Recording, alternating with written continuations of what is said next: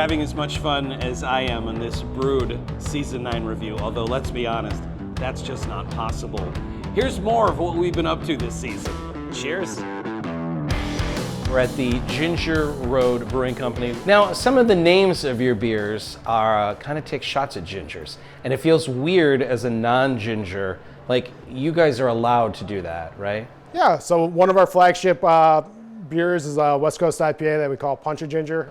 I just saw you explain to somebody, the beer's called Punch a Ginger, and you said, Dan, if I'm wrong, correct me, you said, it's okay, Punch a Ginger IPA, our son's a redhead. You know redheads, they tend to have a little bit of spunk and a little personality, get a little fired up, they might say. Again, viewers, before you start writing emails, Dan is the one saying all of this. I'm just nodding and tacitly agreeing. I mean, this Ginger Road here in Utica, this is certainly not the biggest brewery we've ever been to. This is what is known as a nano brewery. How did this get started? Because you've only been open for a couple of months here, right? Yeah, so we were lucky that our good friends owned the building, and it was kind of a joke of, hey, you should rent this garage, because this is just a garage. We're in a garage. Yeah, we converted. Like, we've been to breweries where they have the garage doors that open, but that's like a stylistic choice. This is an honest-to-goodness garage door. Do you have a day job that's not making beer? Yes, I work at the local nuclear plant. You work in like Sector 7G or? I'm in the quality inspector. No, for real, you're not real. I am. That's for real? Yep. You're Homer Simpson. Pretty much, yep. Wow. Now, Great Revivalist in Clinton has been open for a couple of months.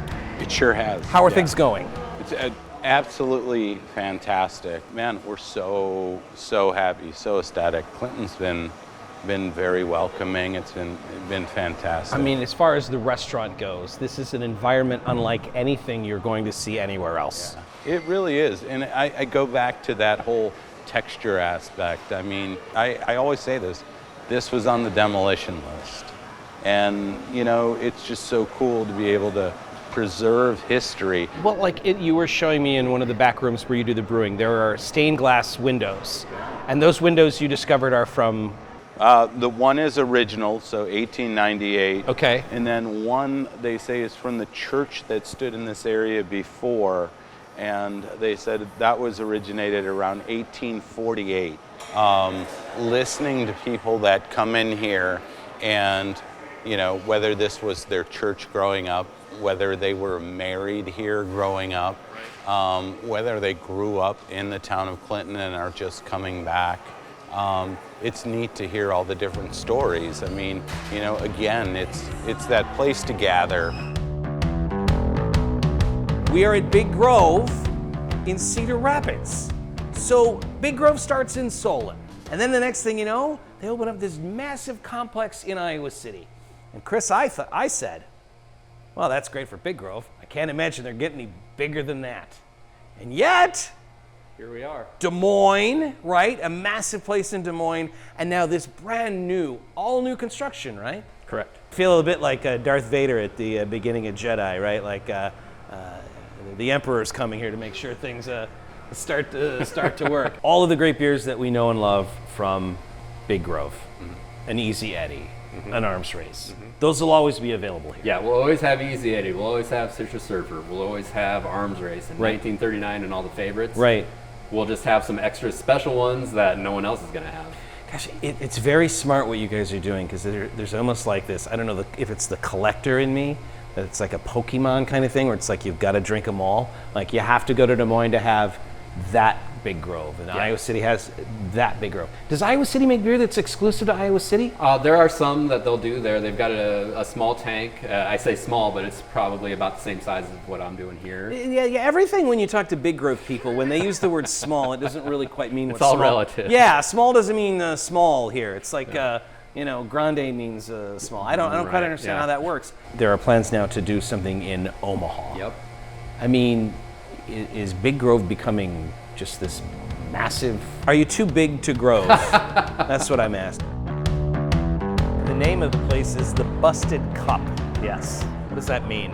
What's the origin of that? Oh boy, so back in the day when we lived in Illinois side, we were at a movie theater in Macomb, Illinois, and they put brand new big glass windows up, and there was a gentleman with this big styrofoam cup of Coke walking in front of us, and he walked smack dab right into that pane of window, and his thumb went through the styrofoam, and he pulled it out, and it shot Coke all over him.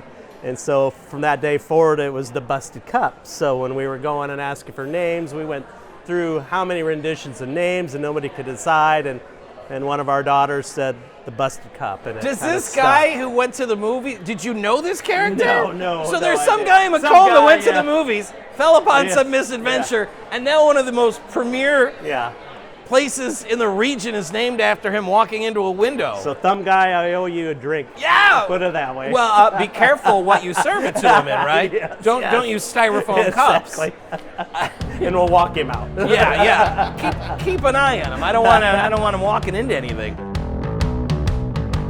The caves that we have that we're going to go into in a little bit, they are the original fermentation cellars and lagering cellars of the Union Brewing Company. To be able to see, touch, feel the history and what it took to dig down without pneumatics, without hydraulics, all by hand, 35 feet down, and to be able to bring in millions of bricks to be able to create a building that would be one of 3 large production breweries right in our block is out of this world. Slow and steady wins this race. All right. 2 points of contact.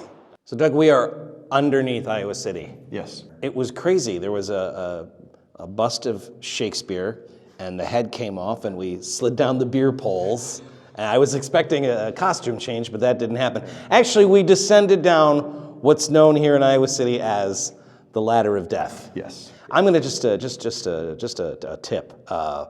Maybe don't call it that for when you're doing tours. Oh, come on. Well, and what really drove it home for me was the fact that there was a grave site right by the Ladder of Death to really drive it home. That's Jimmy. Jimmy, yeah, don't be like Jimmy. Jimmy is one of the few people who took the tour and did not listen to the instructions. Yes. So this is 1856 is when this was originally first made, and this is the fermentation cellar. They would have had huge cypress fermentation tanks. This would have been the lagering room. They would have filled the kegs out there. They would have actually floated the barrels down this little river out to the elevator to be able to take it up. When you're brewing, Yes. you probably have different playlists, Yeah. maybe even for different styles. What music are you listening to when you're making your beer here at Keg Grown?